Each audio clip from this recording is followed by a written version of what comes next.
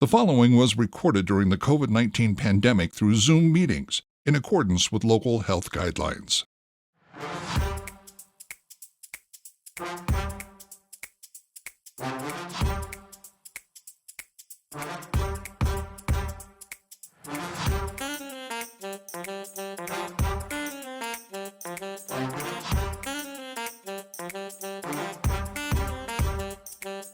Hi, I'm Mike Maloney, and welcome to another CSRM podcast.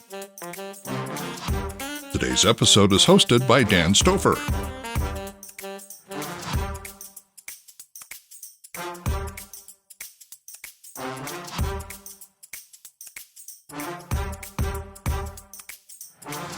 Welcome again to another CSRM podcast, and we're excited to once again, for segment number 4, have Matt Hayden of Tri-Village Christian Church with us today. Matt, you've done a great job just sharing all kinds of nuggets of information, especially in regards to a very creative way to leverage your property for a disc golf course as a way to reach out to the community and to build relationships along with some walking trails. And you said a couple things at the end of segment 3. And if you're listening or watching and you missed that, we encourage you, check that out because there's some great things there. But you said some things about working with staff and elders that I think are great. So I want to kind of pick up from there. And I want to kind of pick up on the strategy of, okay, you're working with other staff members, you're beginning a sports ministry, you're working with your elders, your senior pastor.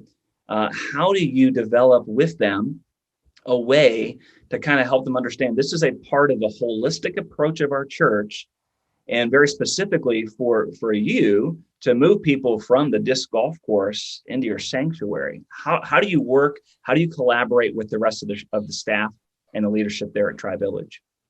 Yeah, that's a great question, Dan, and it's something we're very early in the process with this. I've been thankful that we've had some time where we don't have to rush to having programs or events right now to really establish some of this. But we want to be intentional, as we've shared throughout our time together, about connecting people to Jesus and one another.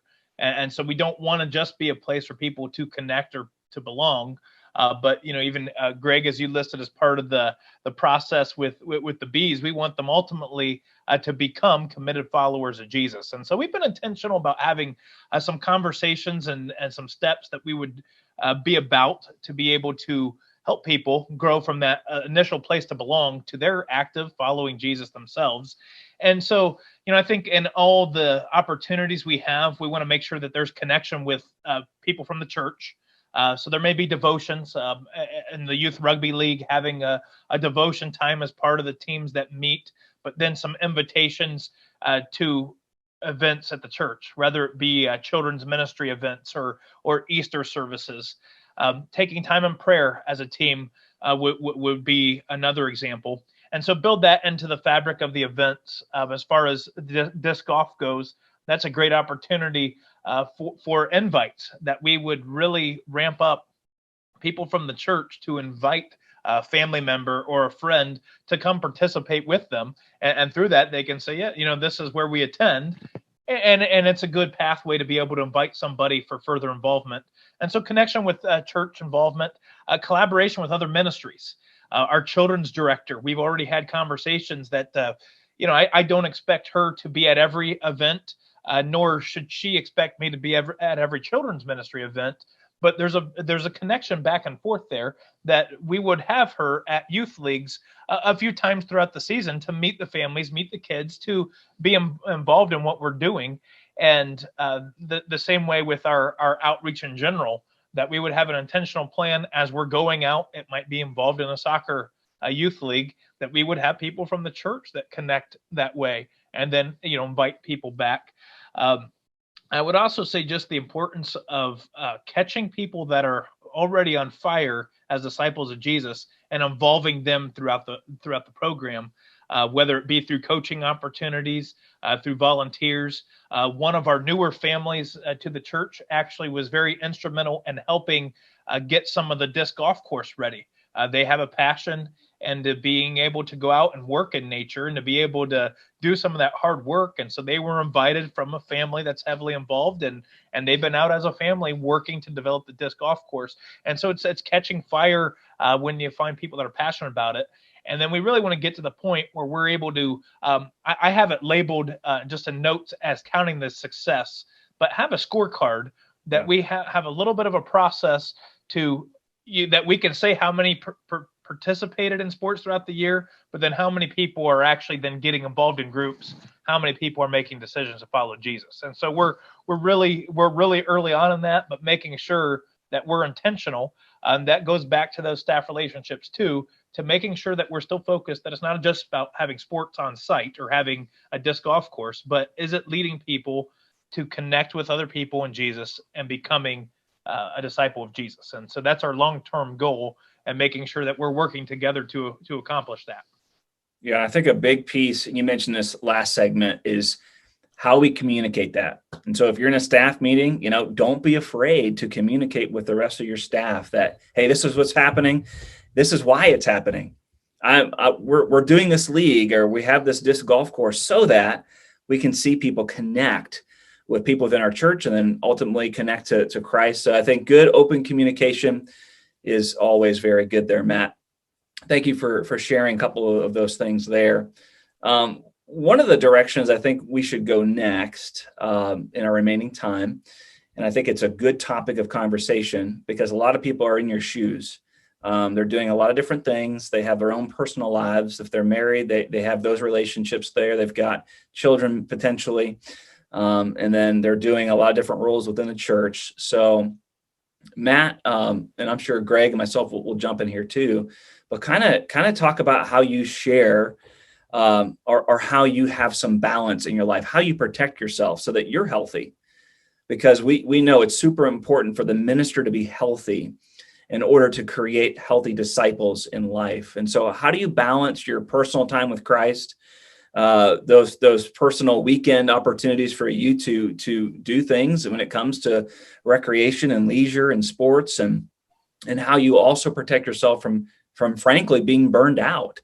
So kind of share some practical things that you do for you and your family. Sure. For me, I'm thankful that very, very early on in full-time ministry, so this will date me a little bit, but 2006 was when I started full-time ministry. But by 2009, I realized that I need to have intentional relationship with time with God. That's beyond just the office.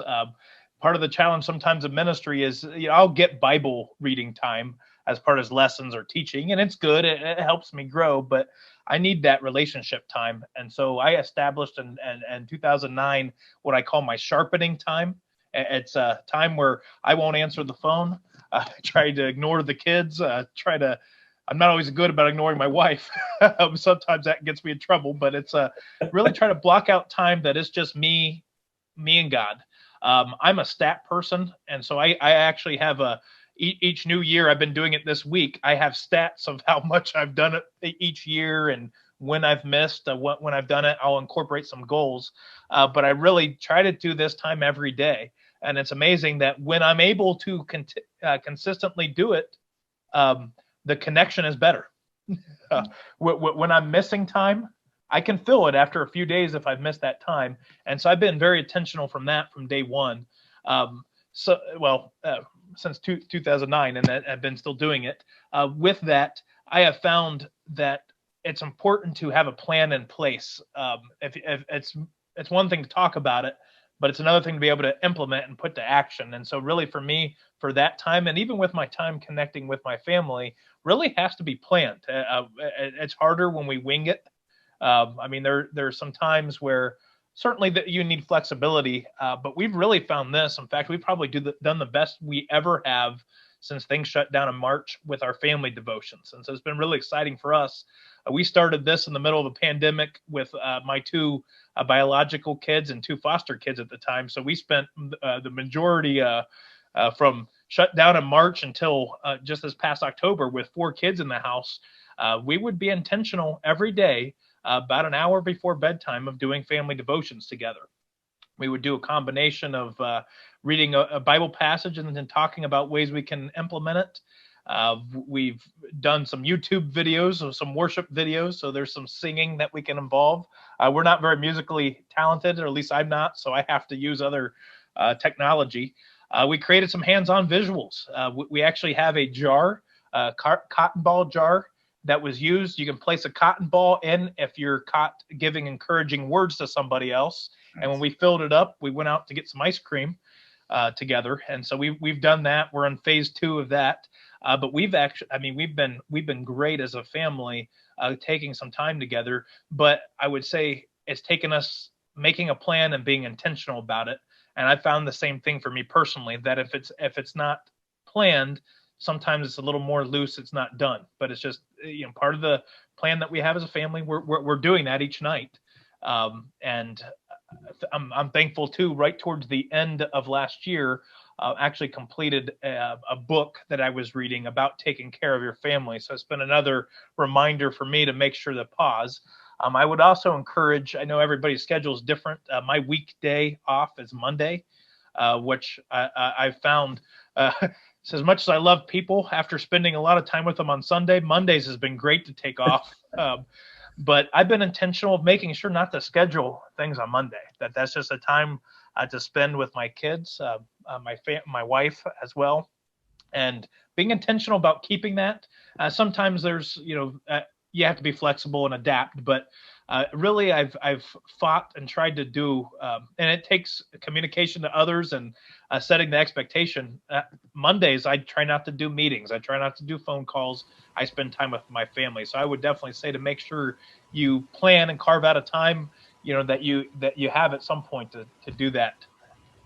Matt, this is so encouraging to hear, and kudos to you on this. And as much as we hope every church will develop a disc golf course and join a rugby league or what have you, build those trails through their property. If the person who's watching or listening to this, that person that's on the church staff, even if they're a volunteer, if they're not listening to this and hearing God speaking to them, it's going to be to their own detriment and their own problem. And I don't know if you're aware of it or not, but there's the 4 main reasons, the 4 causes of why people leave ministry. And all that you just talked about can help with this. The first one is just power issues, that you've got to win every argument. It's got to be your way, or nobody else can have their way. It sounds silly, but people don't want you around because you have to win every single battle around the staff meetings. The second one has to do with relationships and integrity, personal integrity. And it doesn't take too much imagination to know where that goes. That if you're having illicit relationships, you're not gonna last in ministry. You can't have illicit relationships. You've got to have personal integrity. The third thing that takes people out, and this is surprising to a lot of people, is physical health, physical / even psychological health. And it's just as important for a minister to get into the gym themselves and to get that cardio, get that stretching, that strengthening, do all of those things.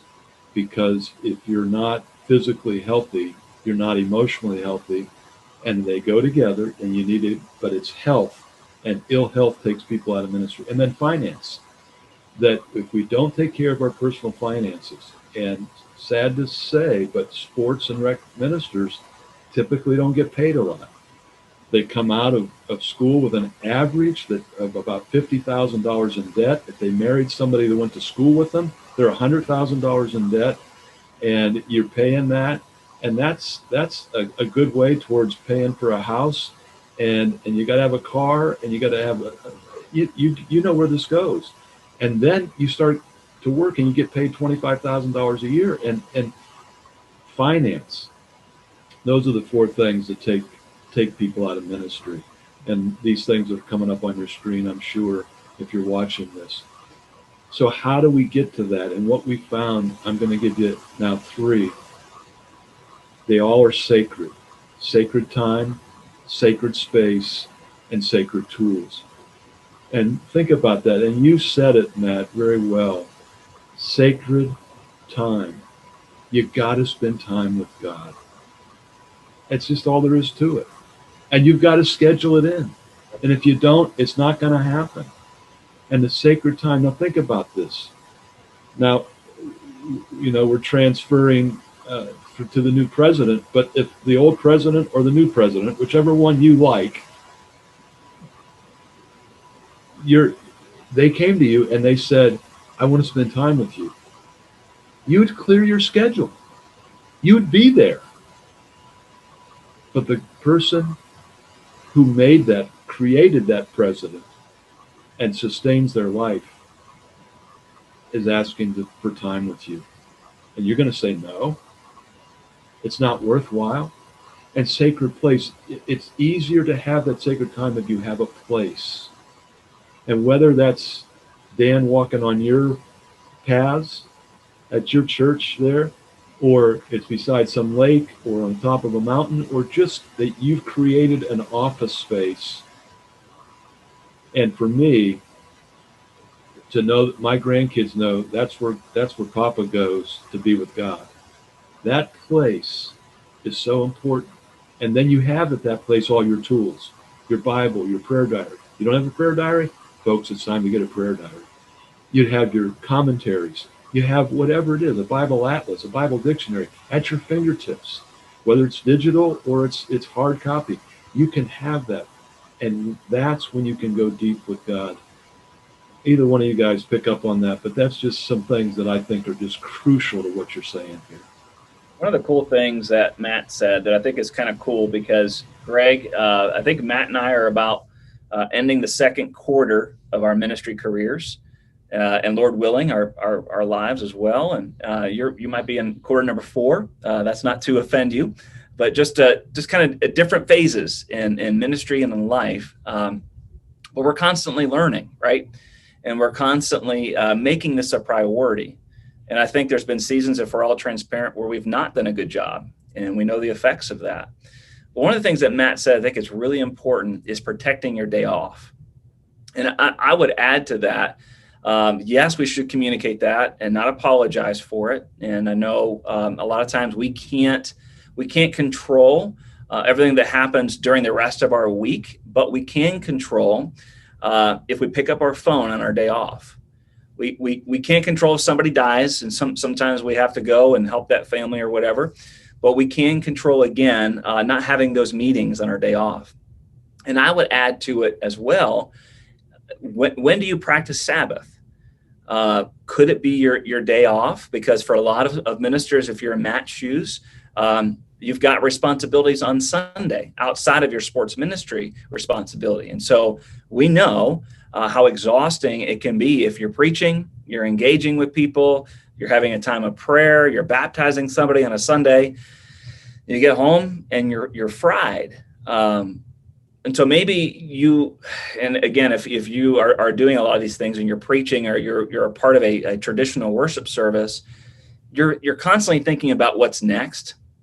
You're constantly thinking about, okay, I've got announcements, or I'm going to be preaching, or I'm doing something within the actual traditional worship service. And so it's hard to truly engage with the Lord in that service. And so when is your Sabbath? When is your Lord's day? If it can't be completely on Sunday. And so for me, very practically, Friday's my day off. And usually that involves house projects, errands, things like that, time with family. But we also try to make Saturday, as much as we can, a Sabbath. And Matt, we do a lot of the same things. YouTube is our friend when it comes to family worship and singing, because I can't produce that for my family, but somebody else already has.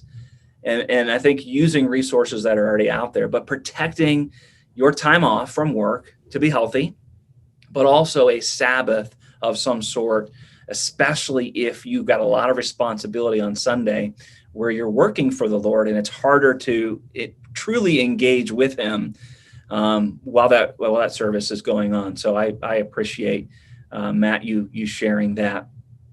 Matt, anything else to add on this topic before we start to wrap it up here?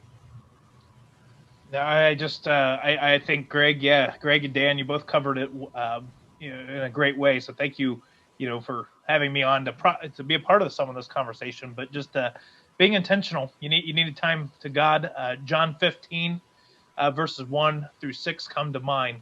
That Jesus is the vine, we're the branches, and as you read through that passage, when we're connected to Him, we're instructed that we'll have much positive fruit. When we get separated, it's going to lead to chaos, destruction. So make sure to stay connected. I would say also sometimes it may be a challenge for that one full day Sabbath. I've heard of the concept of those little Sabbaths, just finding those little moments every day that you'd be intentional, maybe a cup of coffee if you're a coffee drinker in the morning, have your tool with your Bible and your journal ready to go, have a cup of coffee, or maybe even, just as you go about the day, you have those, take a walk at lunchtime. You can come to our trail system at Tri-Village and take a walk, have a little solitude throughout the day. So, if it's hard to take the full day, find those times, be intentional about taking them to connect with God. I got a guy that started me on my ministry journey. It said you have 3/3 of every day, and 1/3 of those needs to be away from your ministry. So if you work a split schedule and you work in the morning and evening, afternoon is your time, and vice versa. You got to take 1/3 of every day and make it yours and make it your family's. And so we've come to the end of a really exciting journey together with Matt Hayden. And I'm sure that on the screen, all those contact numbers, and we want you to feel free to contact Matt. He's not doing anything. He can answer, any of your inquiries, but feel free to contact him or contact Dan and myself. And also, I'm sure coming up on the screen will be some of our books and some of the various ways that you can be connected. And also to know that what was mentioned earlier, we do have a certification that can help you walk through a lot of this, and we would love to have you engaged in that with us. Any way at all that CSRM can be of help, please reach out to us. But again, Matt, can't thank you enough, and know that we're praying for you, and we're really excited for you and what's happening there. And we just really trust that what's going to come out of these 4 sessions that we've had together is that there's going to be somebody out there that's going to connect with something, and they're going to make a change in their personal life and their ministry, all of the above, and they're going to better be able to go out and reach those who are far from Jesus and His church.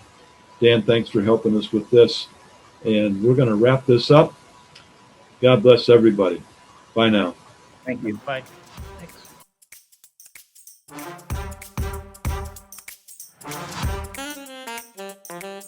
The CSRM podcast is a production of the Association of Church Sports and Recreation Ministers and their video production house, Overwhelming Victory Flicks. Dr. Greg Linville is the executive producer, and Andrew Fouts is associate producer and editor. For more information about CSRM, visit csrm.org. For more information about Overwhelming Victory, visit overwhelmingvictory.org. The CSRM podcast is the flagship member of a new podcast network called Overwhelming Victory Radio. For more information on Overwhelming Victory Radio or to listen to our partner podcasts, visit overwhelmingvictory.org/OV radio. For CSRM Podcasts, I'm Mike Maloney. Have a blessed day.